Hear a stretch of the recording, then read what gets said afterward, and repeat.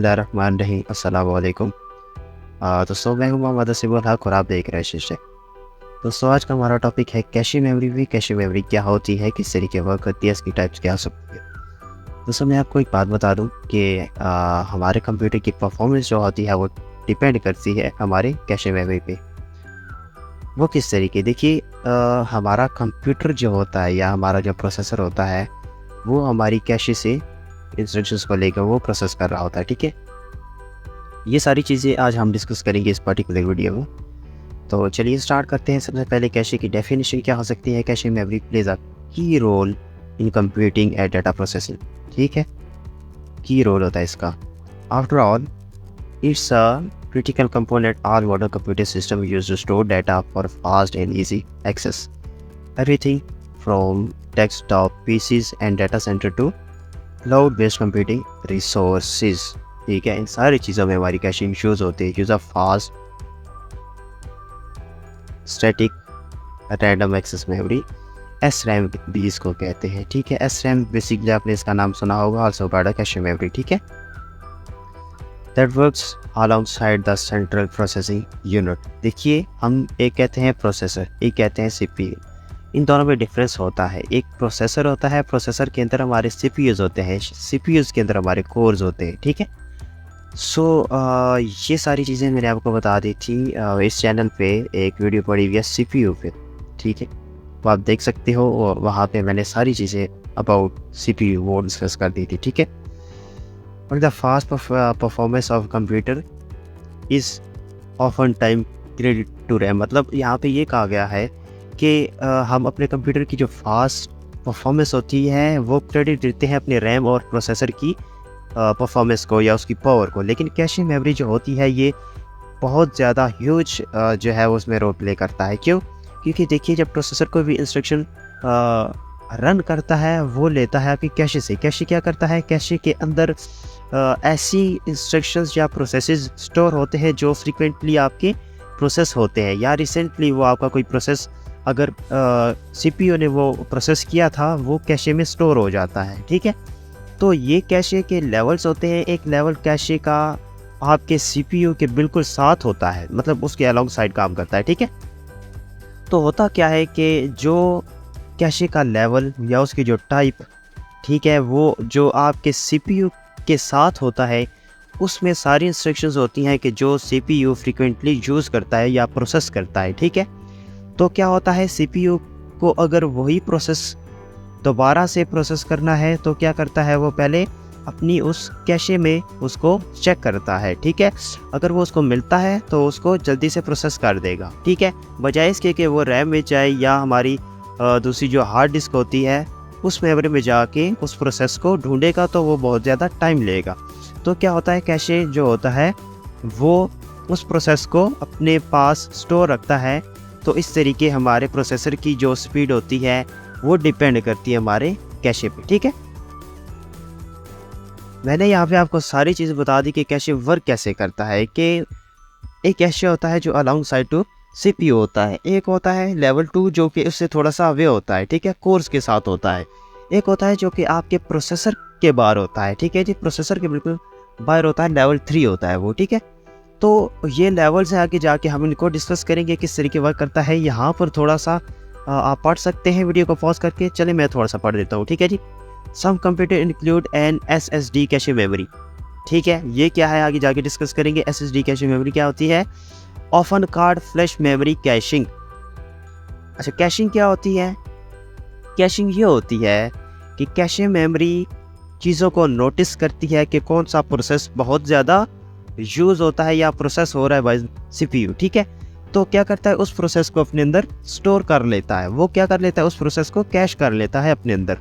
ठीक है, cache memory उसको कैश कर लेगा, और जब प्रोसेसर जो होता है वो दोबारा से जब उसी प्रोसेस को या उसी इंस्ट्रक्शन को प्रोसेस करेगा तो क्या होगा कि वो कैशे से ले लेगा और वो जो एक प्रोसेस होगा वो बहुत ही फास्ट हो जाएगा। It's use to temporary store data.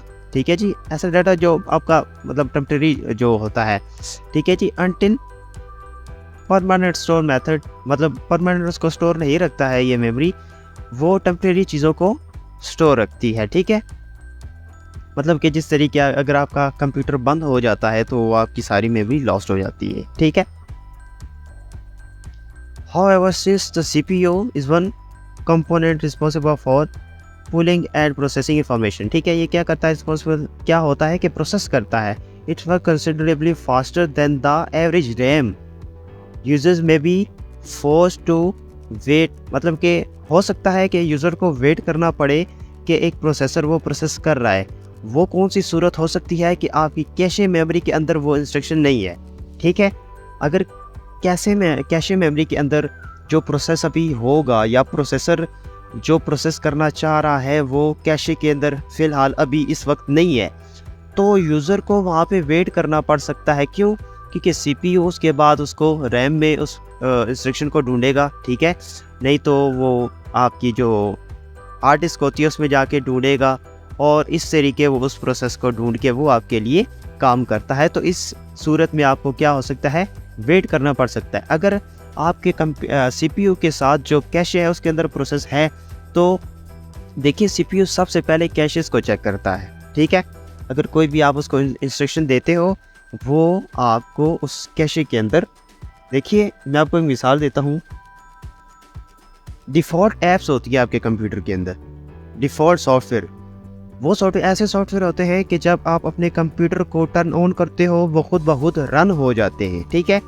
अब होता क्या है कि जब आप उन सॉफ्टवेयर्स को इंस्टॉल करते हो तो उसमें एक ऑप्शन होता है, आप उसको चेक कर देते हो, एक बॉक्स होता है उसको आप चेक कर देते हो। उसमें क्या होता है कि ये आप इस एप्लीकेशन को डिफ़ॉल्ट एप्लीकेशन बनाना चाहते हो कि नहीं, ठीक है। अगर आप उसको चेक करते हो तो उसकी जो इंस्ट्रक्शन, उसका जो एक प्रोसेस होता है वो आपके कैशे में जाके स्टोर हो जाता है। जब आपका कंप्यूटर ऑन होता है तो CPU आपके कैशेस में जाके चेक करता है कि कौन सा प्रोसेस अभी मुझे परफॉर्म करना है और वो उस सॉफ्टवेयर का प्रोसेस उसमें कैशे में पड़ा होता है, ठीक है। वो डिफ़ॉल्ट ऐप्स को क्या करता है कि आपके कैशे के अंदर वो उनका लिंक या उनका जो सेटअप होता है या उनका जो प्रोसेस होता है वो उसमें स्टोर कर देता है, ठीक है। और जैसे ही आप अपने कंप्यूटर को ऑन करते हो वो प्रोसेस चलता है, आपका वो प्रोग्राम रन हो जाता है, ठीक है। तो ये एक मिसाल थी कि आपकी कैशे मेमोरी किस तरीके वर्क करती है। आपने देखा होगा जैसे ही आप अपना कंप्यूटर ऑन करते हो तो इनिशियली आप कोई भी काम या कोई भी इस तरह की इंस्ट्रक्शन परफॉर्म नहीं कर पाते। आप ये समझते हो कि शायद आपका कंप्यूटर हैंग हो चुका है, लेकिन वो एक प्रोसेस चल रहा होता है बैकएंड पे, ठीक है। तो ये सारी चीज़ें होती हैं जो कि कैशे परफॉर्म करता है, ठीक है। यहाँ पे दोबारा वही चीज़ है जो कि ऊपर हमने देखा किस तरीके वर्क करता है, लेकिन यहाँ पे थोड़ा सा उसको पढ़ भी लेते हैं। SSD कैशे मेमोरी को आज आगे जाके डिस्कस करेंगे, ठीक है। Cache memory is the solution to prevent this from happening, ठीक है। कैशे मेमोरी क्या करता है कि यूज़र को वेट करने से रोक देता है, ठीक है। मतलब कि कैशे मेमोरी की वजह से यूज़र को वेट नहीं करना पड़ता किसी भी प्रोसेस के लिए।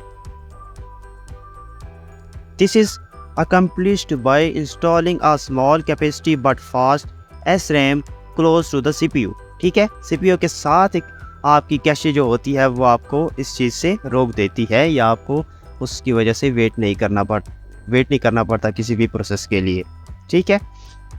The SRAM then takes data or instruction at certain memory addresses in RAM and copies it into the cache memory temporarily, ठीक है, along with the record of the original address of those instruction or data, ठीक है। As a result, this prevent the CPU from having to wait for process, ठीक है, which is why, ठीक है, caching is used to increase read performance, ठीक है।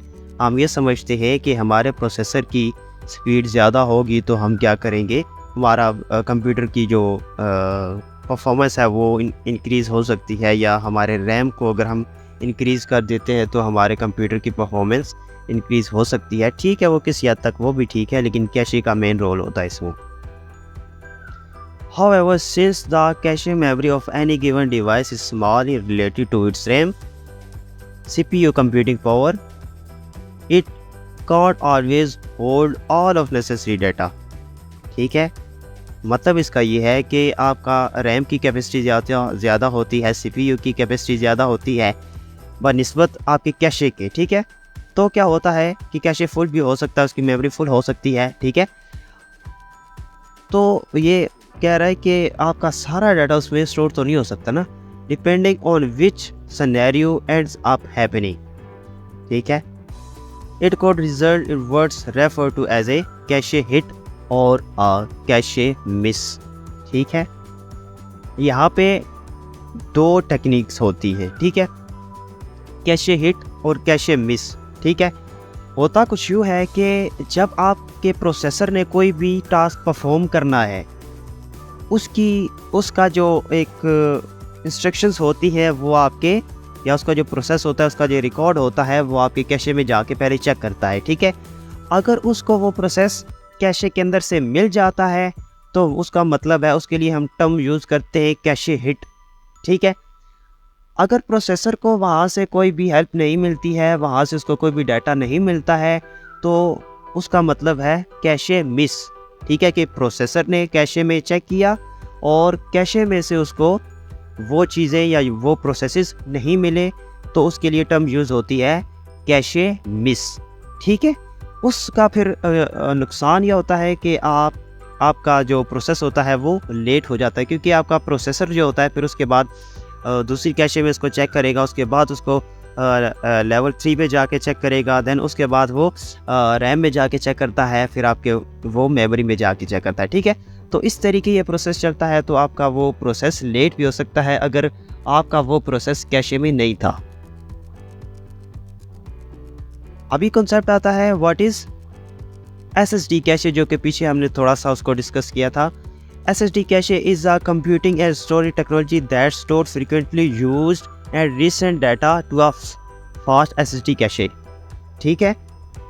ये क्या करता है कि ऐसी टेक्नोलॉजी होती है जो स्टोर करता है फ्रीक्वेंटली यूज्ड डाटा को, रिसेंट डाटा को, ठीक है। This solve hard disk drive related IOS problems by increasing IOPS performance and reducing latency significantly, shortening load time and execution। यहाँ पर है IOPS, इनपुट आउटपुट ऑपरेशन पर सेकेंड, ठीक है। तो क्या होता है कि आपका एक ये सिस्टम होता है कि ये जो SSD है ये आपकी इस एक कैपेबिलिटी को क्या करता है कि इन्हेंस करता है, ठीक है। ये क्या होता है कि इनपुट आउटपुट क्या होता है कि इनपुट आई, ठीक है, आउटपुट गई, ये पर सेकंड के हिसाब से आपका प्रोसेस चलता है, ठीक है। लेटेंसी क्या होता है कि आपका कंप्यूटर या आपका प्रोसेसर है, अगर हम प्रोसेसर की लेटेंसी की बात करते हैं तो लेटेंसी का मतलब यह होता है कि वो किस स्पीड या वो कितना टाइम ले रहा है इनपुट और आउटपुट करने में। मतलब कि उसने एक इनपुट लिया, कोई भी प्रोसेस एग्जीक्यूट किया, उसको आउटपुट किया, इस सारे प्रोसेस में कितना टाइम लगता है वो हमारी होती है लेटेंसी, ठीक है। सो इस तरीके हम इसको लेटेंसी में भी मेजर कर सकते हैं, ठीक है। Caching work on both read and right and particularly benefit read intensive applications, ठीक है। मतलब ये वही चीज़ें हैं, मैं आपको इसका खुलासा बता देता हूँ कि SSD कैशे क्या होता है। मैं बहुत ज़्यादा ये रीड नहीं कर रहा हूँ क्योंकि आप बस ये है कि वो कंफ्यूज ना हो जाए, क्योंकि छोटी छोटी इसमें टर्म्स हैं, वो आगे जाके आपको उसके लेवल जब मैं बताऊँगा तो हो सकता है आप और ज़्यादा उसमें कंफ्यूज हो जाए। तो मैं आपको बहुत ज़्यादा नहीं बताऊँगा, बस मैं अपनी ज़ुबानी आपको वो चीज़ें सारी बता रहा हूँ, ठीक है। SSD कैशे क्या करती है कि मोस्ट फ्रीक्वेंटली यूज डाटा को और रिसेंटली यूज डाटा को अपने अंदर स्टोर करता है, ठीक है, ताकि प्रोसेसर जब भी वही प्रोसेस दोबारा परफॉर्म करे तो उसको वो प्रोसेस ढूंढना ना पड़े किसी और जगह से, उसको कैशे से मिल जाए। क्योंकि प्रोसेसर जब भी कोई भी CPU, ठीक है, प्रोसेसर और चीज़ होती है, CPU और चीज़ होती है। CPU जब भी कोई डाटा प्रोसेस करता है तो वो सबसे पहले कैशे में ढूंढता है। तो हम क्या करते हैं, हम जो फ्रिक्वेंटली यूज डाटा है उसको कैशे के अंदर सेव कर देते हैं। जब CPU दोबारा वही प्रोसेस करेगा तो उसको वो कैशे से मिल जाएगा, ठीक है। अच्छा, कैशे हिट क्या होता है, मैंने आपको पीछे बता दिया कि जब CPU आपका कोई भी प्रोसेस करता है वो सबसे पहले डाटा को कैशे में देखता है। अगर कैशे में से उसको वो प्रोसेस मिलता है तो वो कैशे हिट होता है, अगर उसको नहीं मिलता है तो वो कैशे मिस होता है कि वो उसका जो एक प्रोसेस था वो मिस हो गया। अभी वो दोबारा से अगली मेमोरी जो उसकी स्टोरेज होगी वहाँ पे जाके उसको ढूंढेगा, ठीक है। कैशे इविक्शन क्या होता है? कैशे इविक्शन बेसिकली एक ऐसा प्रोसेस होता है कि जो आपके कैशे को क्लीन करने के लिए होता है, ठीक है। इविक्शन का मतलब होता है कि कोई भी चीज़ अगर ब्लॉक है तो आप उसको रिलीज़ कर दो, ठीक है। इसका ये मतलब होता है इविक्शन का। देखिए होता क्या है कि आपकी रैम की कैपेसिटी और आपके सीपीयू की कैपेसिटी कैशे की निस्बत बहुत ज़्यादा होती है, ठीक है। तो सीपीयू कितनी ज़्यादा इंस्ट्रक्शंस को परफॉर्म करता है वो सारी आपकी कैशे के अंदर तो स्टोर नहीं हो सकते हैं, ठीक है। तो क्या होता है कि आप कभी कभार ऐसा होता है कि आपकी कैशे का जो मेमोरी है वो फुल हो जाती है, स्टोरेज उसकी फुल हो जाती है, अब उसके अंदर कोई भी कैपेसिटी नहीं रही है, तो क्या होता है कि आपका सीपीयू स्लो हो जाता है, ठीक है। तो अब हमें ज़रूरत है कि हम अपने कैशे को क्लीन कर दें। तो ये एक प्रोसेस होता है कि जिसकी मदद से हम अपनी कैशे को क्लीन कर सकते हैं। ये इविक्शन है, इसको आप इंटरनेट पे जाके सर्च कर सकते हैं। बहुत ज़्यादा इसके लिए कमांड्स होती है, ठीक है। CMD पे जाके बहुत ज़्यादा इसकी कमांड होती है। मैं आपको यहाँ बिल्कुल नहीं बताऊँगा क्योंकि आप जो है वो मतलब कन्फ्यूजन हो सकती है। कैशे मेमोरी स्टोरेज कैपेसिटी, ठीक है, ये इसका पढ़ सकते हैं, यहाँ पर है। रैम के रेंज बिटवीन, रैम की जो मतलब रेंज होती है, ये वही चीज़ बताई जा रही है कि रैम की जो स्टोरेज होती है वो 2 GB से 64 GB होगी। हार्ड डिस्क की इतनी ज़्यादा कैपेसिटी होती है तो हमारा जो कैशे होती है उसकी 2 KB हो सकती है। तो इतनी ज़्यादा जिस तरह प्रोसेसर की स्टोरेज होती है या आपके रैम की जितनी ज़्यादा स्टोरेज है और कैशे की बहुत ज़्यादा कम है तो वो उसकी मेमोरी फुल हो जाती है और उसको इविक्शन की मदद से हम उसको क्लीन कर सकते हैं, ठीक है। ये सारी वही बातें हैं क्योंकि मैंने आपको समराइज़ कर दिया। यहाँ पर एक बात आती है जी टाइप्स ऑफ कैशे। कैशे की टाइप बेसिकली दो ही होती हैं, primary cache and secondary cache. The primary cache memory also known as the main cache memory is the SRAM located on the same die as the CPU which is as close as it can be installed। अच्छा, ये primary cache ऐसी cache होती है कि जो आपके CPU के साथ ही होती है, ठीक है। This is the type generally used in the storage and retrieval of information between the CPU and the RAM। ये क्या करती है कि ये इंफॉर्मेशन को रिट्रीव कर लेती है रैम से और CPU से और अपने अंदर स्टोर कर लेती है, ठीक है। अब वो इन्फॉर्मेशन क्या हो सकती है? वही जो पीछे हमने बातें की कि मोस्ट फ्रिक्वेंटली यूज होने वाला डाटा, ठीक है, तो उसको अपने अंदर स्टोर कर लेती है और ये मेमोरी जो होती है ये क्लोजेस्ट टू द CPU होती है, ठीक है। Secondary cache memory, the secondary cache memory is the same hardware as the primary cache memory, ठीक है, however placed further away to the CPU। ये बिल्कुल आपके प्राइमरी की तरह ही होती है लेकिन ये थोड़ा सा फर्दर दूर होती है आपके CPU से, मतलब सेकंड लेवल पे होती है ये, ठीक है। इसी तरीके थर्ड लेवल पे होती है एक, वो लेवल 3 वाली होती है, ठीक है। और ये जो आपकी होती है ना, ये वाली कैशेस होती हैं, ये आपके कोर्स के साथ बस वो मुंसलिक होती है, आप उनको आगे पीछे नहीं कर सकते, ठीक है। पर्टिकुलर कोर्स होती है जिनके साथ ही आपकी कैशे जो होती है ये मुंसलिक होती है, ठीक है। अभी बात कर लेते हैं caches of levels of cache, sorry.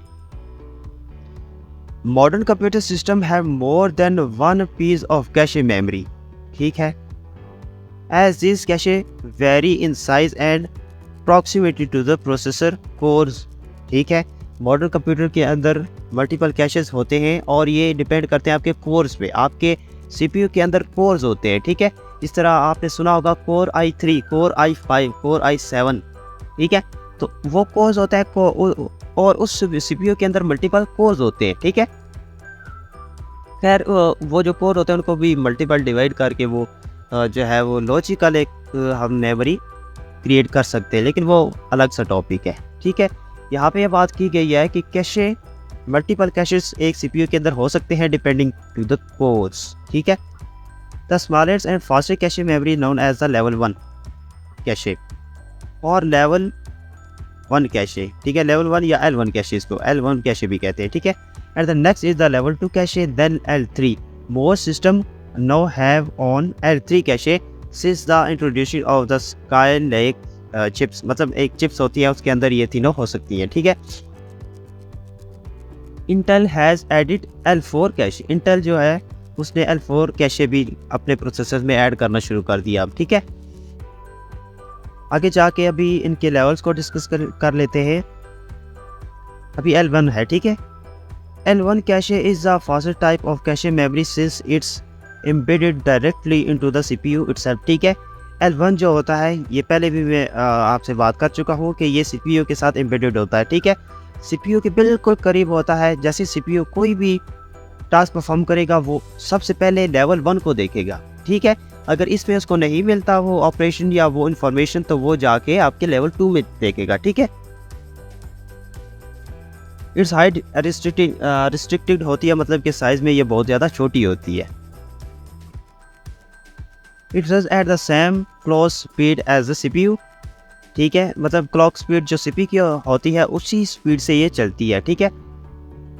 Making it an excellent buffer for the RAM, buffer भी एक छोटे से वो प्रोसेस के हिसाब से वो मेमोरीज बनती हैं, ठीक है।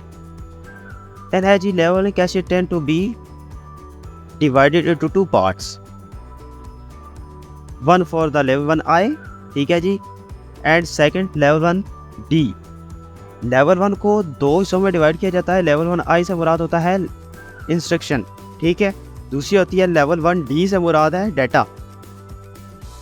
This is to support the various fetch bandwidth, ठीक है, used by processor as most software tend to required more cache for data than instructions, ठीक है। ये क्या होता है कि प्रोसेसर के हिसाब से इनको डिवाइड किया जाता है और प्रोसेसर के हिसाब से इनकी बैंडविड्थ होती है, ठीक है।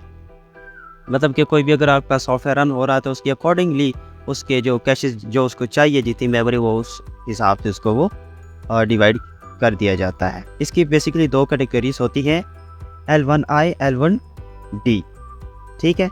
The latest devices have a cache capacity of 64 KB to 32 KB। अच्छा, 64 KB जो L1I के लिए होती है, ठीक है, इंस्ट्रक्शंस के लिए, और 32 जो होती है L1D के लिए होती है, ठीक है। इन अ quad core processor this adds up to 256 KB of L1 cache में, ठीक है। जो हमारे कोड प्रोसेसर्स होते हैं उनके अंदर 256 L1 के लिए होती है। अब यह डिवाइड होगी L1I के अंदर भी और L1D के अंदर भी, ठीक है। वो रिक्वायरमेंट है आपके प्रोसेसर्स पे। Level 2 cache is often time also located inside the CPU chip, ठीक है, but just further away than the L1 to the core, ठीक है।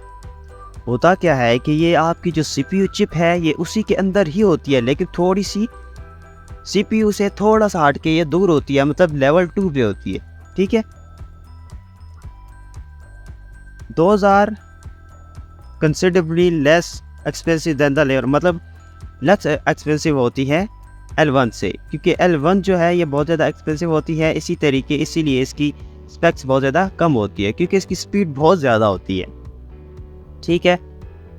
सो इन सब cases L2 caches memories are implemented और सेपरेट प्रोसेसर चिप।